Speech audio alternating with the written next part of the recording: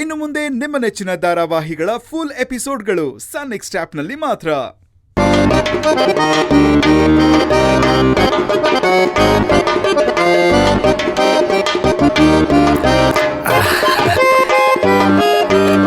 ಹೇಗಿದೆ ಕಾಫಿ? ತುಂಬಾ ಚೆನ್ನಾಗಿದೆ. ಪರವಾಗಿಲ್ಲ ಕಣೋ, ಸಖತ್ತಾಗಿ ಮಾಡ್ತೀಯಾ. ಧ್ರುವ ಅಂದ್ರೆ ಏನ್ ಅನ್ಕೊಂಡಿದ್ದೀರಾ? ಮತ್ತೆ ಸಡನ್ ಆಗಿ ನಮ್ಮನೆ ನೋಡ್ಬೇಕು ಅಂತ ಯಾಕನ್ನಿಸ್ತು?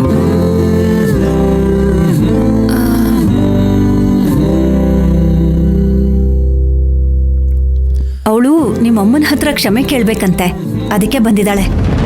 ಏನು ಮೈನವ್ರೆ, ನಿಮ್ಗಿನ್ ತಲೆಗಿಲೆಗಿಟ್ಟಿದ್ಯಾ? ನಮ್ಮಮ್ಮ ಬಂದ್ರೆ ಇಲ್ಲೊಂದು ದೊಡ್ಡ ಗಲಾಟೆನೆ ಮಾಡ್ಬಿಡ್ತಾರಷ್ಟೇ. ನಾನು ಆಗ್ಲೇ ಹೇಳಲಿಲ್ವಾ ಈ ಕ್ಷಮೆ ಗಿಮೆ ಎಲ್ಲ ಬೇಡ ಅಂತ? ಜಯಂತಿ ಅವಳಿಗೇನು ಅರ್ಥ ಆಗಲ್ಲ, ನೀನು ಯಾಕೆ ಕರ್ಕೊಂಡು ಬರಕ್ ಹೋದೆ? ನಾನು ಹೇಳ್ದೆ ಕಣೋ, ಆದ್ರೆ ಅವಳು ನನ್ನ ಮಾತು ಕೇಳ್ಬೇಕಲ್ಲ, ನಾನೇನ್ ಮಾಡ್ಲಿ ಹೇಳು? ಅಯ್ಯೋ ಧ್ರುವ ಅವ್ರೆ, ನೀವೇನೋ ಕ್ಷಮೆ ಎಲ್ಲ ಬೇಡ ಅಂತ ಹೇಳ್ಬಿಟ್ರಿ, ಆದ್ರೆ ನನಗ್ ಮನಸ್ಸನ್ನೋದಿದೆ, ಅದಕ್ಕೆ ಸಮಾಧಾನ ಆಗ್ಬೇಕಲ್ವಾ? ನನ್ಗೆ ತಪ್ಪು ಮಾಡಿದೀನಿ ಅನ್ನೋ ಮನೋಭಾವನೆ ಕಾಡ್ತಾನೆ ಇರುತ್ತೆ. ನಿಮ್ ತಾಯಿಯವ್ರಿಗೆ ನನ್ ಮೇಲೆ ತುಂಬಾ ಕೋಪ ಬೇರೆ ಇದೆ. ನೀವೇ ಹೇಳಿದ್ರಿ ನೀವ್ ನನ್ ಜಾಗದಲ್ಲಿ ಇದ್ದಿದ್ರೆ ಹೀಗೆ ಮಾಡ್ತಿದ್ರಿ ಅಂತ ಅಲ್ವಾ? ಅಂತದ್ರಲ್ಲಿ ಒಂದ್ಸರಿ ನಿಮ್ ತಾಯಿಯವ್ರ ಜಾಗದಲ್ಲಿ ನಿಂತು ಯೋಚನೆ ಮಾಡಿ. ಅವ್ರ ಕೋಪದಲ್ಲೂ ನ್ಯಾಯ ಇದೆ. ಈ ಪಾಪಿ ನಿಮ್ಮನ್ನ ಪೊಲೀಸರು ಹಿಡಿದ್ಕೊಟ್ಟು ಅವ್ರ ಕೈಯಲ್ಲಿ ಏಟ್ ತಿನ್ನೋ ಹಾಗೆ ಮಾಡಿಸ್ದೆ. ಅಂತದ್ರಲ್ಲಿ ನಿಮ್ ತಾಯಿಯವ್ರು ನನ್ಗೊಂದ್ ಏಟ್ ಹೊಡೆದ್ರು, ನನ್ನ ಬೈದ್ರು, ಅದ್ರಲ್ಲಿ ಏನ್ ತಪ್ಪಿದೆ ನೋಡಿ? ಅವ್ರು ಬೈದ್ರು, ಅವ್ರು ನನ್ಗೆ ಏಟ್ ಕೊಟ್ರು, ನಾನೇನು ಬೇಜಾರ್ ಮಾಡ್ಕೊಳ್ಳಲ್ಲ ನೋಡಿ. ನಾನು ಇಲ್ಲಿಂದ ಹೋಗೋದಾದ್ರೆ ಅವ್ರ ಕೈಯಲ್ಲಿ ಕ್ಷಮಿಸ್ಕೊಂಡೆ ನಾನು ಇಲ್ಲಿಂದ ಹೋಗ್ತೀನಿ. ದಯವಿಟ್ಟು ಇಲ್ಲ ಅಂತ ಮಾತ್ರ ಹೇಳ್ಬೇಡಿ. ಧ್ರುವ, ನೋಡಿ ಮೈನವ್ರೆ, ನೀವು ನನ್ನ ತಾಯಿ ಹತ್ರ ಕ್ಷಮೆ ಕೇಳಲೇಬೇಕು ಅಂದ್ರೆ ಕೇಳಿ, ಆದ್ರೆ ಈಗ ಬೇಡ. ನಮ್ಮಮ್ಮನ ನಾನು ಹೇಗಾದ್ರೂ ಮಾಡಿ ಸಮಾಧಾನ ಮಾಡಿ ನಿಮ್ಮಿಬ್ಬರನ್ನ ಒಂದಿನ ಮೀಟ್ ಮಾಡಿಸ್ತೇನೆ, ಆ ಕ್ಷಮೆ ಕೇಳಿ. ಆದ್ರೆ ಈಗ ಕ್ಷಮೆ ಕೇಳೋ ಟೈಮ್ ಅಲ್ಲ. ಮತ್ತೆ ನಮ್ಮಮ್ಮ ಇವತ್ತು ಮನೇಲಿಲ್ಲ, ಅದಕ್ಕೆ ನಿಮ್ಮನ್ನ ಒಳಗೆ ಕರ್ಕೊಂಡ್ಬಂದೆ. ಅಕಸ್ಮಾತ್ ಅವ್ರು ಇದ್ದಿದ್ರೆ ನಾನು ನಿಮ್ಮನ್ನ ಹೊರಗಡೆಯಿಂದನೇ ಕಳಿಸ್ಕೊಟ್ಬಿಡ್ತಿದ್ದೆ. ನಿಮಗೆ ಬೇಜಾರಾದ್ರೂ ಪರವಾಗಿಲ್ಲ. ಈಗಲೂ ಅಷ್ಟೇ, ನೀವು ಕಾಫಿ ಕುಡಿದ್ಮೇಲೆ ದಯವಿಟ್ಟು ಹೊರಟ್ಬಿಡಿ. ಜಯಂತಿ ಪ್ಲೀಸ್.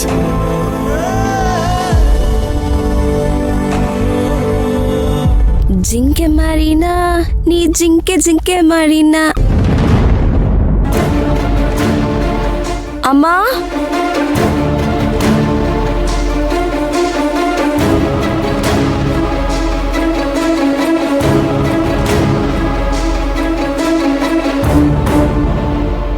ಅಮ್ಮ. ಸುಮ್ಮನಿರು ದೀಪ, ಒಂದ್ ನಿಮಿಷ, ಒಂದೇ ಒಂದು ನಿಮಿಷ ಸುಮ್ಮನಿರು.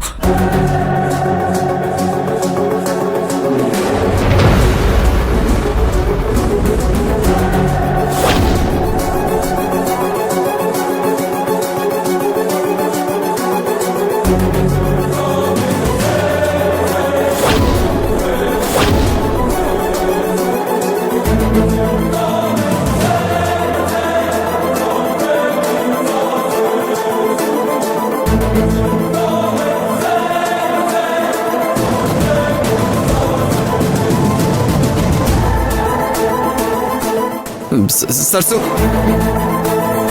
ಇವಳು ಯಾಕೋ ಇಲ್ಲಿ ಬಂದಿದ್ದಾಳೆ? ಅದೇನಿಲ್ಲ ಸರ್ಸು, ಜಯಂತಿ ಮತ್ತೆ ಇವಳು ಇಲ್ಲೆಲ್ಲೋ ಹೋಗ್ತಿದ್ರಂತೆ, ಒಂದ್ ನಿಮಿಷ ಸುಮ್ಮನೆ ಬಂದಿದ್ರು. ಸರ್ಸು ಪ್ಲೀಸ್ ಜಗಳ ತೆಗಿಬೇಡ, ಪ್ಲೀಸ್ ಪ್ಲೀಸ್. ಬಿಡು ನನ್ ಕೈನಾ, ಬಿಡೋ.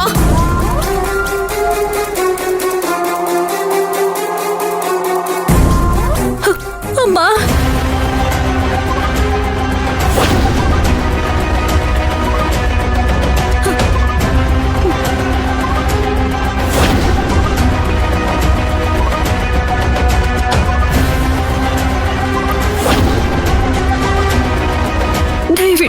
ದಯವಿಟ್ಟು ನನ್ನನ್ನ ಕ್ಷಮಿಸ್ಬಿಡಿ.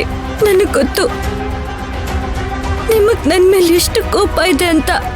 ನೋಡಿ, ನಿಮ್ ಮನ್ಸಿಗೆ ಸಮಾಧಾನ ಆಗೋವರೆಗೂ ನನ್ನನ್ನ ಹೊಡಿರಿ, ಬೈರಿ, ಏನ್ ಬೇಕಾದ್ರೂ ಮಾಡಿ. ಮಾಡಿ ನನ್ನನ್ನ ಕ್ಷಮಿಸ್ಬಿಡಿ ಅಮ್ಮ, ನನ್ನನ್ನ ಕ್ಷಮಿಸ್ಬಿಡಿ. ಅಮ್ಮ, ಇದರಲ್ಲಿ ಮೈನಾದೇನು ತಪ್ಪಿಲ್ಲ ಅಮ್ಮ. ಆ ಪರಿಸ್ಥಿತಿಲಿ ಅವಳ ಜಾಗದಲ್ಲಿ ಬೇರೆ ಯಾರೇ ಇದ್ದಿದ್ರು ಅವಳು ಹೇಗ್ ನಡ್ಕೊಂಡ್ಲೋ ಹಾಗೇನೆ ನಡ್ಕೋತಾ ಇದ್ರು. ಪಾಪ ಅಮ್ಮ ಮೈನಾ, ನಿಮ್ ಹತ್ರ ಕ್ಷಮೆ ಕೇಳ್ಬೇಕು ಅಂತ ಇಲ್ಲಿವರೆಗೂ ಬಂದಿದ್ದಾಳೆ. ದೊಡ್ಡ ಮನ್ಸ್ ಮಾಡಿ ಅವಳನ್ನ ಕ್ಷಮಿಸ್ಬಿಡಿ. ಪಾಪ ಅಮ್ಮ, ಕ್ಷಮಿಸ್ಬಿಡು. ಅಮ್ಮ, ನಿಮಗ್ ಕ್ಷಮಿಸಕ್ ಮನ್ಸಿಲ್ದೇ ಇದ್ರು ಒಂದೇಟ್ ಹೊಡೆದ್ಬಿಡಿ, ಅದನ್ನ ನಾನು ಕ್ಷಮೆ ಅಂತ ಅನ್ಕೋತೀನಿ. ಹೊಡಿರಿ, ಹೊಡಿರಿ, ಹೊಡಿರಿ. ಮೈನಾ, ಮೈನಾ. ಬಿಡು, ಏನ್ ಮಾಡ್ತಾ ಇದೀಯಾ? ಇಲ್ಲ ಅಮ್ಮ, ನನ್ ತಪ್ಪಿಗೆ ಈ ಶಿಕ್ಷೆ ಕಮ್ಮಿನೇ. ಏನ್ ಶಿಕ್ಷೆ ಬೇಕಿದ್ರು ಕೊಡಿ, ನಾನು ಅನುಭವಿಸ್ತೀನಿ. ಅಮ್ಮ, ನನ್ ತಪ್ಪಾಯ್ತು, ದಯವಿಟ್ಟು ನನ್ನ ಕ್ಷಮಿಸ್ಬಿಡಿ, ಕ್ಷಮಿಸ್ಬಿಡಿ. ಹೋಗ್ಲಿ ಬಿಡು, ಏನೋ ಕೆಟ್ಟಗಳಿಗೆ ನಾನು ನಿನ್ನ ಕ್ಷಮಿಸಿದ್ದೀನಿ. ಸರ್ಸು, ನಿಜನಾ? ನೀನ್ ಈ ಮಾತು ಹೇಳ್ತಿದ್ಯಾ? ಹೌದು, ಈ ಪ್ರಪಂಚದಲ್ಲಿ ತಪ್ಪು ಮಾಡದೇ ಇರೋ ಮನುಷ್ಯನೇ ಇಲ್ಲ.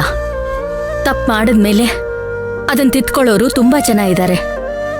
ಅಂಥದ್ರಲ್ಲಿ ಇವಳು ಒಬ್ಳು.